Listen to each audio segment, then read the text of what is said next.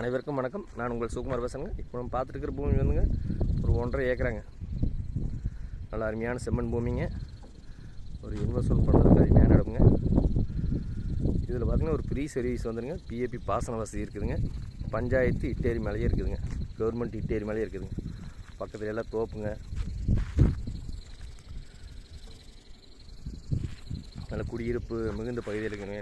பக்கத்தில் எல்லாம் சாலையை ஒரு இன்வெஸ்ட்மெண்ட் பண்ணுறதுக்கோ ஒரு தோப்பு பண்ணுறதுக்கோ ஒரு ஃபார்ம் ஹவுஸ் பண்ணுறதுக்கு அருமையாக இருக்குங்க.